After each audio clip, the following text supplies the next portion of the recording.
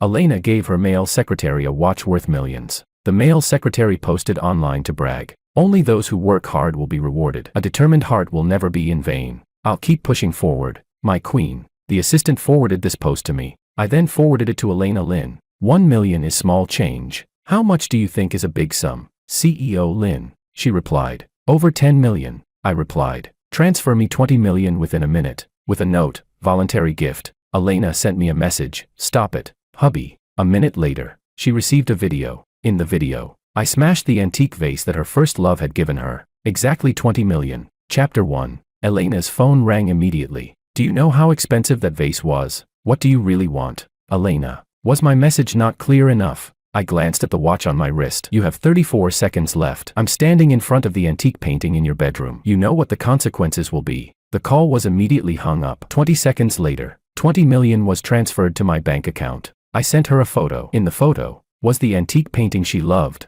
now torn into a pile of pieces. The vase was a warning. The painting is the punishment. Elena, you're already married. This time, Elena didn't call back. Not even a message. I knew she must be furious, but I didn't care. Marriage among the rich always comes with interests. If there's love, it's the luck of both parties. But if there's not, that's also normal. The relationship between Elena and me had mixed feelings. We didn't dislike each other when we first met, but we couldn't say we liked each other either. This set the tone for our marriage. There was no emotional foundation between us at the start. After a grand wedding, we slept in separate rooms on our wedding night, even saying goodnight to each other before bed. It wasn't until almost half a year after the marriage that we finally came together. And even then, our faces were hidden by alcohol. The Lin family is an old aristocratic family, highly cultured, and follows many rules. This is why Elena Lin developed such an aloof yet warm personality. My family, on the other hand, came from humble beginnings. My father made his fortune with his fists, bricks, and machetes.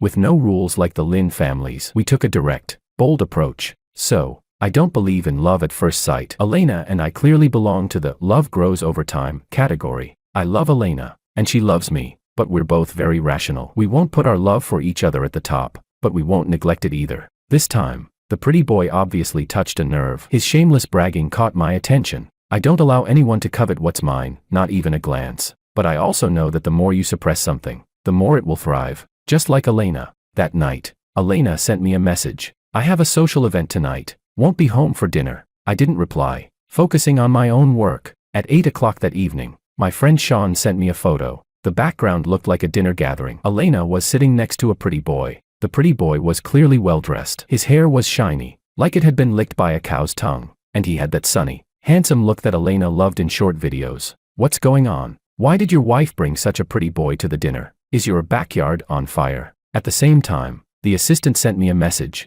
The male secretary posted again. Attended a high-end dinner. Feeling like I'm getting closer to the ideal life. Thanks to the great mentor by my side. The photo attached was a selfie of the pretty boy, smiling calmly, his eyes shining with a determined look. Chapter 2. The watch on his wrist, worth millions, was incredibly eye-catching. Elena, who was more than happy to play the role of background support, glanced at his selfie with a barely noticeable smile on her lips, but her eyes betrayed her true feelings with a look of affection. I remembered the female secretary from before, who was fired on the spot by Elena just for replying to a work message during a business dinner. But now, not only did Elena tolerate this pretty boy's selfie, she even allowed herself to be in the picture, using her CEO status to boost his worth. She knew full well that my friends were at that dinner. The reason she felt so fearless was because, during the day, I had smashed her antique vase with that $1 million watch and ripped up the expensive painting she had bought. She knew I would eventually find out that she brought another man to the dinner. She also knew that I would see the pretty boy's post, but she still went ahead and did it, indulging his overstep, all for the sake of revenge. Unfortunately, when it comes to revenge, Elena and her entire family would barely be a match for even a single finger of mine. I sent Elena a message. Aren't you going to explain about the guy sitting next to you? 5 minutes passed, and Elena didn't reply. I sent Sean a message. Did my wife check her phone? Sean replied instantly. She looked at her phone but didn't respond. Did you confront her? I sent Elena another message. Reply. I know you saw my message. This message, too, disappeared into silence. No response from Elena. I'm giving you one last chance. If I don't see your reply in 10 seconds, the consequences will be on you. 10 seconds later, I sent her a photo. Elena replied immediately. Alexia, what do you want? At the same time, I received a message from Sean. Shit, what did you send your wife? Her face went completely pale. I've never seen her face that pale before. She looked like a ghost. I sent Sean a smirking emoji. You're about to see a good show. The photo I sent to Elena was an old, yellowed pink envelope. Obviously something she had kept for many years. It was a love letter from Elena's first love when they were in high school. That boy had pushed her out of the way to save her, only to be hit and killed by a speeding construction truck. This letter was the last thing that boy left behind for her, and she treasured it more than her own life. I suddenly realized that this new secretary vaguely resembled her first love. It seemed that CEO Lin had taken up a little bit of substitute literature, treating this new secretary as a stand-in for her first love. Seeing that I hadn't replied, Elena sent another message. Don't touch it. Her message came with a sense of urgency and fear, the lack of punctuation showing just how nervous she was about that love letter. Elena, call me. This time, she obeyed, and the call came through immediately. Her voice was low. Stop it. Hubby, can we talk when I get home? Put it on speaker. What do you want? I said put it on speaker. Reluctantly, she complied. I'm sorry to interrupt, but I heard that CEO Lin brought a new colleague to the dinner today, so I wanted to call and confirm. Elena's voice was filled with tension. Hubby, it's not what you think. We're just a regular boss-employee relationship. Please don't misunderstand. Really? What kind of CEO gives $1 million watch to their secretary? Elena, I don't care what kind of relationship you two have,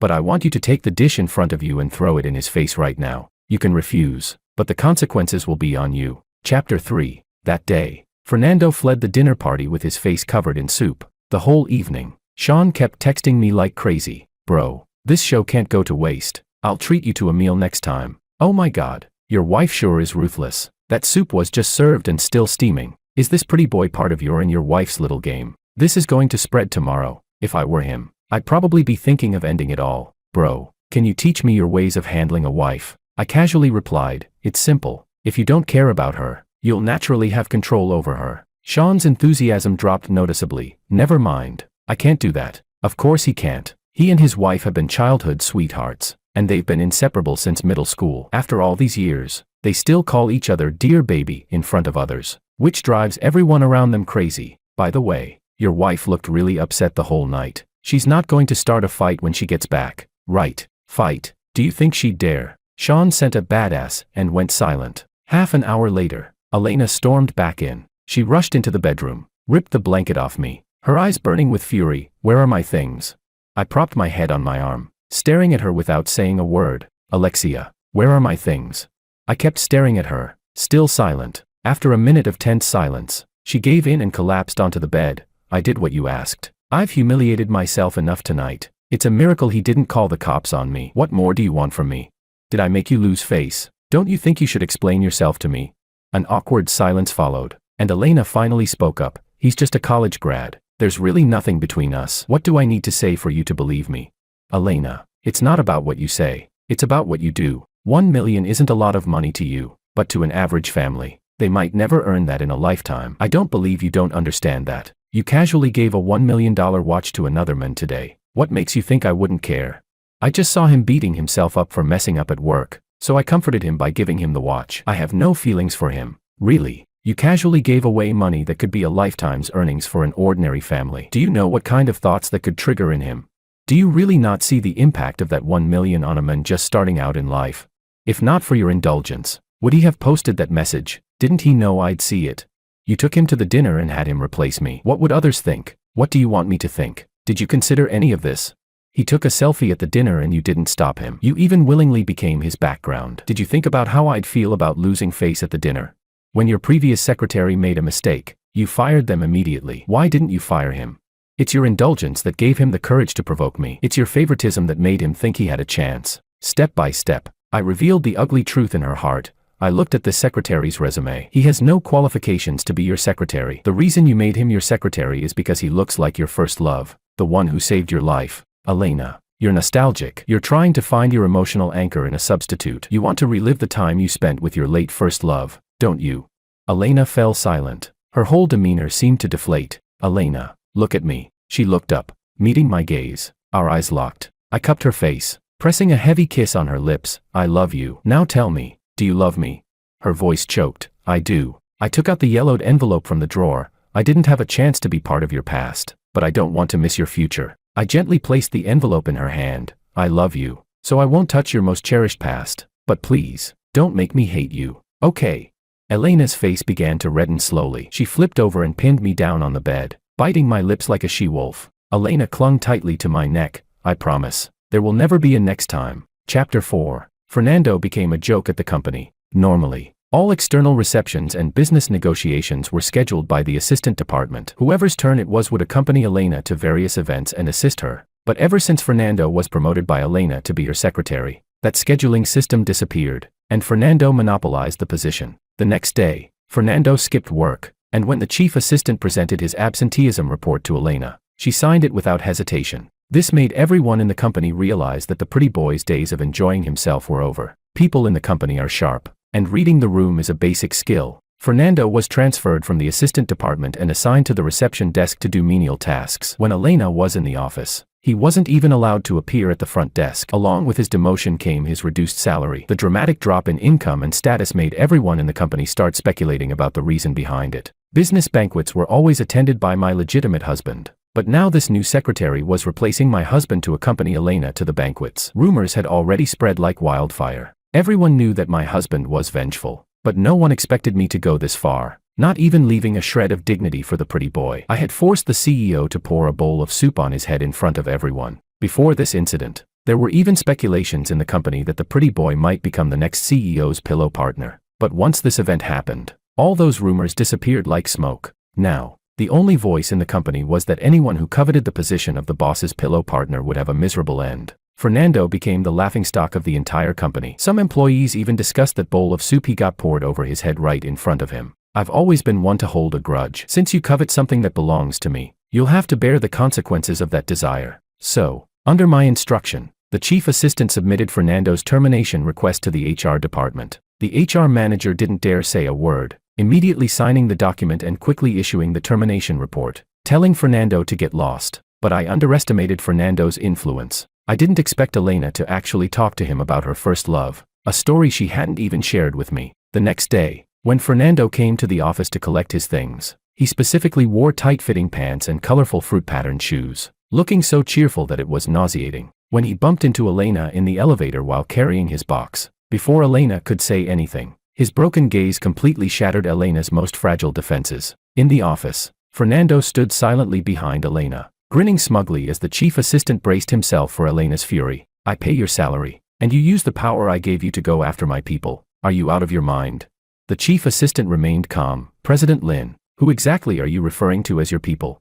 Elena realized she misspoke and didn't want to dwell on it. You're fired. Don't come to work tomorrow. Pack up your things and leave now. Fernando will replace you. That evening, Elena exploded at me for the first time. How dare you fire him? Just because of some boring jealousy? What are you afraid of? Are you jealous because he's younger than you?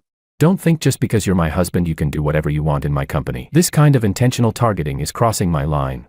She grabbed a nearby vase and smashed it at my feet, then turned and walked out. Alexia, you really disappoint me. The door slammed shut with a loud bang, signaling her anger. I stared at her leaving with a blank expression, smiling as I picked up a sharp shard of the vase from the floor. With the shard in my hand, I slashed a deep cut across my arm. Blood formed a thin line, gathering at the tip of my finger and dripping to the floor, creating a beautiful stain. Elena, since you've turned on me, I won't hold back anymore. Chapter 5. At the Lin family's old house, I had a face full of bruises and my arm wrapped in thick bandages. Father Lin paced back and forth in the living room, his frustration almost palpable, brewing a massive storm. Mother Lin sat beside me, looking at my bandaged arm with sympathy. Her eyes were filled with resentment, having reached their peak an hour ago. After getting my wound bandaged at the hospital, I drove straight to Elena Lin's parents' house. I wasted no time and directly told my in-laws that their wonderful daughter had turned against me for a secretary who resembled her first love. Not only did she publicly defend that secretary at the company, but she also brought him to a dinner to humiliate me. Just because I fired that secretary, she went so far as to cut my arm and verbally lash out at me.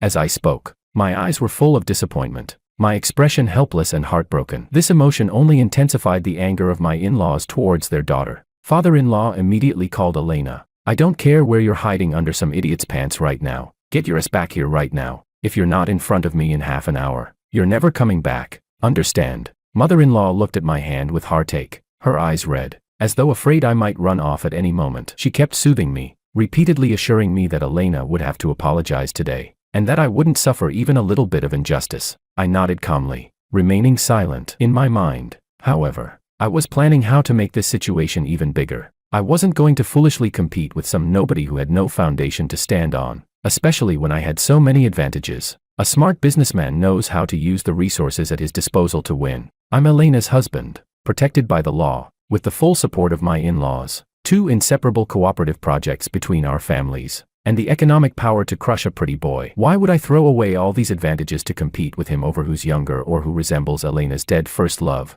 The key is, my father is a force to be reckoned with. If you go against him, he won't stop until he's crushed you. Today, I only want Elena to admit defeat. I don't want to become a widower so soon. So I firmly rejected my father's request to intervene. The purpose of a nuclear weapon is deterrence. This kind of conventional war doesn't need you to step in. If I lose tonight, that means there's nothing left in the Lin family that's worth my staying for. At that point, you can step in however you want. I won't stop you. So, my father, sharpening his claws, stepped back into the shadows, becoming a tiger waiting for the signal. Half an hour later, the door to the villa opened, and a frosty-faced Elena walked in. Seeing her, I couldn't help but let a smile slip across my face, almost laughing out loud. This foolish woman, Elena, actually brought Fernando with her. Chapter 6. As soon as Elena entered the house, she immediately sensed the heavy atmosphere, and the coldness on her face faded a little. Dad, I'm in a meeting. What's so urgent that you had to call me back now?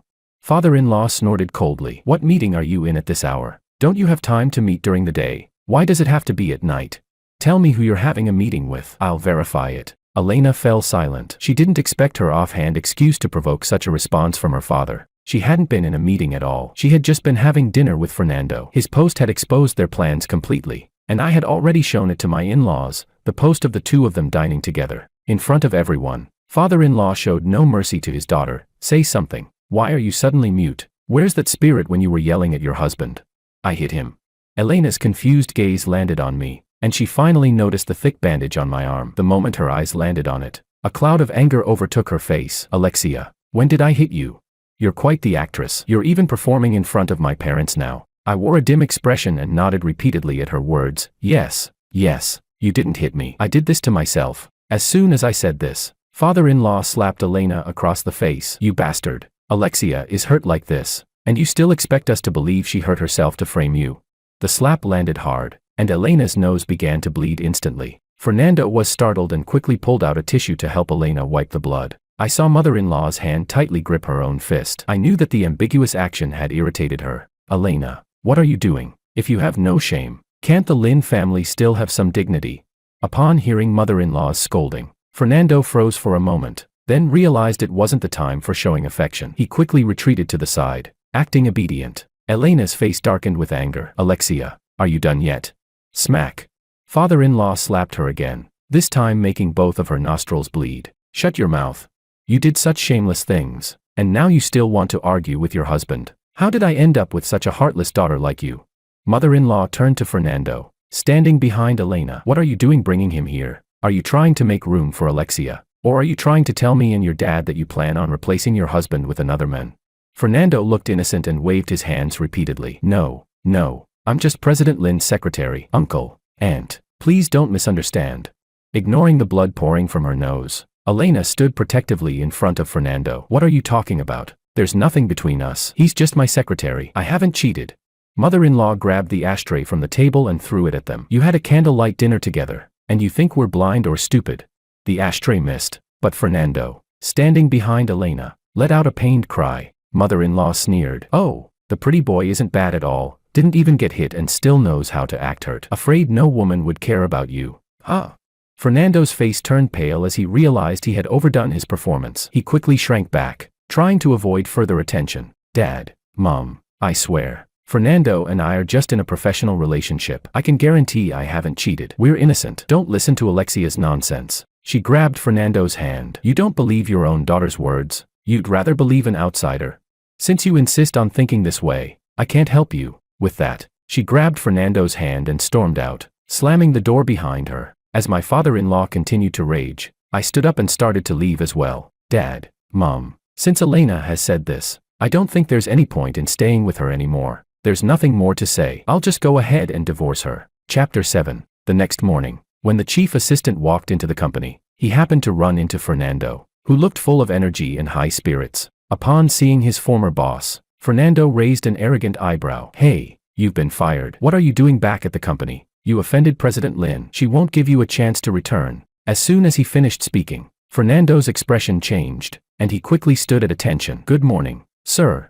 I stood in front of him, looking down from above. He is now my full authorized representative, the executive vice president of Meow Group. It's not your place, a mere secretary, to act all sarcastic here. Tell Elena to come to the meeting room in 15 minutes. Fernando's tone turned defiant. Sir, President Lin has a meeting soon, and I'm afraid she won't have time to meet with you. Really? Then tell her, I'm here to talk about divorce. If she's not here in 15 minutes, I'll burn down her office. In front of everyone in the company, I patted Fernando on the shoulder. Good luck. I'm handing my position over to you in the future. As for whether you can get into the CEO's bed, that depends on your abilities. 10 minutes later, when Elena walked into the meeting room with a cold face, I had already ordered the HR department to fire 2 employees who had publicly flattered Fernando. I wanted everyone to know that the chief assistant who offends Elena can have a better career at Meow Group, but anyone who offends me, Alexia, will only be shown the door. Alexia, causing a scene in the company in broad daylight. What exactly do you want?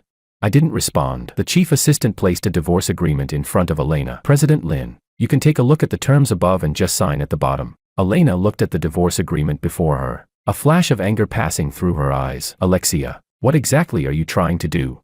I pointed to the document in front of her. Divorce. Can't you read? I've clearly outlined the division of assets. And as for the company, our divorce won't affect the cooperation between our families. However, I will take an extra 5% of the year-end bonus. After all, the child is going to live with me. I can't let my son stay with a mother who likes to jump from one relationship to another, or else he'll be embarrassed when it gets out. Is it because of Fernando that you want to divorce me? Why should the son stay with you? He's the flesh off my body. I waved my hand dismissively. All right. The child has been living with the grandparents and a nanny since birth. How many days have you actually spent with him? Elena, I already told you clearly last time. That was the first and last time. Since you care so much about your pretty boy, I'll make it easy for you. Smack. Elena slammed her hand on the table. Alexia, I've told you many times already. I haven't cheated. What do I have to do for you to believe me? I nodded. I believe you. I know you haven't done anything to wrong me, at least not yet. Then why do you still want a divorce? I looked directly into her eyes. Because I think you're dirty. You use a $1 million watch to flatter your secretary. You let him replace me at the banquet. You have a candlelight dinner with him. And you even bring him to the family home. Every post he makes. You see, everyone's been reminding me. And recently more than one person has told me you're getting too close to him. Yet you ignore it. Elena, I'm not an idiot. Isn't what you're doing subtly telling me to make room for him? If I were going out with another woman, brought her home, had dinner with her at a romantic restaurant, and then took her to meet my parents, while telling you that there was nothing between us and we were just friends, what would you think? I pointed at the divorce agreement in front of her. Just sign it. I need to take the child to the hospital this afternoon. I don't have time to waste with you here. Elena froze, her gaze fixed on me. What's wrong with our son? What? You don't know. It took Elena a moment to remember that I had called her the other day to say our son had a fever, but she had been too busy to respond, and she had forgotten about it afterward. You don't need to worry about him anymore, I said coldly. Elena's face flashed with confusion. What are you talking about? My son. I said it. If we divorce, the child stays with me. I interrupted her. This is my son from the Meow family. You'd better stay out of it. He has nothing to do with you. He's my son. And since you don't care about him, there's no reason for him to recognize you as his mother. Alexia, what exactly do you mean? I gave her a sideways glance. The literal meaning. Elena, my son doesn't need a fickle mother. Nor does he need a mother who's always flirting with her secretary. You haven't cheated yet, but you've accepted his provocations, his feelings for you, and all his little actions behind the scenes. Today, you're able to keep your boundaries, but who knows what'll happen in the future. I'm not willing to take that gamble, Elena. I don't dare to take that risk, and I don't want to. Instead of pulling out weeds when the vegetables are almost ripe, it's better to nip the problem in the bud. This child, I will raise alone. He will only be my son, and he has nothing to do with you. If you want a child, go have one with someone else. You're not menopausal yet. I've told you already. You're dirty. I don't want you anymore. Elena, let's divorce. Chapter 8. In the end, Elena still didn't sign the divorce agreement. As I walked out of the company's door, Fernando chased after me. Sir, please wait. He stood in front of me, neither servile nor overbearing. Can we talk for a moment? We can talk here. I'm busy and don't have time for your pointless chatter. There was a shadow in his eyes. Sir, I think you misunderstood. There's really nothing between me and President Lin. Stop. I interrupted him directly. If you're just going to say this useless nonsense, I don't want to hear it. Fernando, Everyone has their own intentions, but yours are all glaringly obvious. It's repulsive. You wear that damn watch every day, no matter what clothes you wear. Using it as an accessory, you just want to constantly remind the people around you that in Elena's eyes, you're special, better than everyone else. Your posts about your daily work with her are a way of showing off how close you are to her, and that you enjoy privileges others don't have. You know perfectly well that there are occasions where your presence isn't appropriate, but you still stubbornly stay. That's because you're testing how far her feelings for you have gone. If you didn't have these thoughts, you wouldn't be chatting so openly in the office break room with your so-called friends, talking about how to conquer a female boss. Fernando's face changed. How do you know all this? I sighed. Because I'm still her husband, and they're more than happy to tell me what they've heard, rather than keeping secrets for you. So what? Aren't you still going to divorce President Lin? Has she signed the divorce agreement yet? There was a flash of determination in Fernando's eyes. So what? She'll sign it sooner or later. Do you really think if I divorce her, you'll just take over? What can you do for her? Do you have the wealth to make a strong partnership with her? Do you have the connections to help her expand the market? Do you have a powerful background that can help her network? But I resemble her late first love. I can help her relive the good memories from the past. I couldn't help but laugh. So, you're just a substitute. You know very well you're a fake who she'll lose interest in eventually, right? If Elena can protect you, then let her protect you. I'm no saint. Not only do I hold grudges, but I also don't wait 10 years for revenge. Usually, I don't leave much time between payback. He looked at me warily. What do you want? If you dare to lay a hand on me, President Lin won't let you off. Don't worry, I'm just going to spread the word about your little secret. I'll make sure you're thoroughly disgraced in this industry. I'm sure your President Lin will feel the pressure soon and move you out of the assistant department, assigning you some idle role to keep you around. Or even worse, fire you without hesitation. After all, you said it yourself, you're just a fake. If you were really her first love, I might not stand a chance, but you're just a substitute for her to relive the past. How much do you think the weight of a counterfeit holds in her heart? Oh, and one more thing I forgot to tell you. I took out my phone and played a video for him. This is the dog you've been raising for years. You even had someone walk it for you, right? My driver accidentally hit it and killed it just now. You'll probably get the compensation for your dog from my driver soon. I'm sorry, but please accept my condolences. With that, I turned and left, leaving Fernando standing at the company door, alone, mourning his dog. Chapter 9. I never expected Sean to make such a big move. He actually dug up Fernando's scandals from high school. Back then, he was forced to drop out because he raped a female teacher. After being released, he started working as a beer runner in nightclubs. In the nightlife scene, he ran into a female university president, and by becoming her secret lover, he managed to obtain a university diploma. When his contract with the university president ended, he got entangled with the director of a talent market. This conveniently earned him a chance for an internal job interview, and with a face that resembled Elena's first love, he successfully got into the company, becoming Elena's secretary. With such a colorful resume, how could Sean possibly pass up the chance to vent on behalf of his buddy? In just 1 week, Sean and his wife spread Fernando's shady past like wildfire. Practically everyone knew that the Lin family's precious daughter had assaulted her own husband for the sake of a pretty boy and even forced her husband into divorce. Father Lin and Mother Lin couldn't sit still any longer, especially after learning that I had already filed for divorce. They dragged Elena back to the family estate and subjected her to harsh family discipline. The very next morning, as soon as Fernando arrived at the company, he received a termination notice from the HR department. Fernando refused to accept this reality and demanded to see Elena, but she directly ordered security to throw him out. On top of that, she even took back the $1 million wristwatch from his hand. That same evening, Father Lin and Mother Lin brought Elena to my family's house to apologize and beg for my forgiveness, only to be harshly scolded by my father. Now you know you're wrong and come to apologize. What were you doing earlier? She's your daughter. Don't tell me. As her parents, you couldn't control her, letting a worthless secretary trample all over my son. You really don't take the Meow family seriously, do you? If it had been her first love, the one who once saved her life, resurrected from the dead, maybe I could accept it. But you indulged a fake replacement strutting arrogantly before my son. Do you think our family is that easy to bully? I let my son support your company only because you had no male heir. Don't tell me you actually take my son as some live-in son-in-law. My son can send orders to your company, but he can just as easily pull them back. My grandson's surname is Meow, not Lin. He doesn't need your daughter desperately clinging on to be his mother. If my son wishes, he could give my grandson a new mother every single day. Father Lin and Mother Lin turned red as their secret calculations were exposed, but for the sake of their grandson and their company, they could only humble themselves and plead with me to forgive Elena one last time, to give the Lin family another chance. Unfortunately, when I gave her face before, she didn't want it. Now, I had no intention of giving her another chance. Elena pestered me for months, but when she saw I was determined, she finally agreed to the divorce and obediently signed the papers. On the day we went to the Civil Affairs Bureau to collect the divorce certificate, Sean told me about Fernando's latest situation. He had latched onto another rich woman in a different city, but this woman wasn't discreet enough. Her husband found out, and Fernando got both his legs broken by the furious husband. After that, Fernando completely disappeared. You see, a proper ex should be as good as dead. Chapter 10. In the blink of an eye, half a year had passed, and my son could already stand and walk, although he started speaking quite late. The words Dad, Grandpa, and Grandma were crystal clear. When Elena's parents heard their grandson clumsily say maternal grandma and maternal grandpa,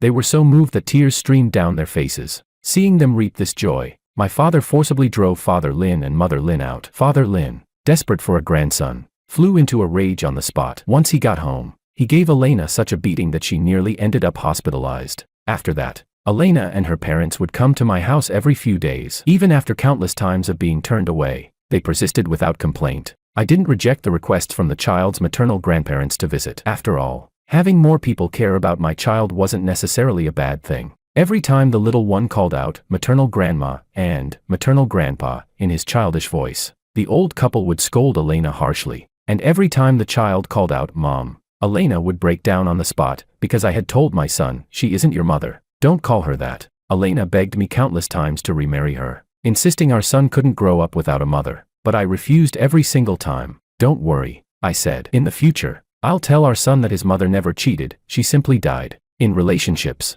forgiving someone once is essentially laying the foundation for endless hurts in the future. I'm not in the habit of placing my heart in someone else's hands. Just like I told her before, that was the first time, and also the last. Now, her belated apologies mean nothing to me.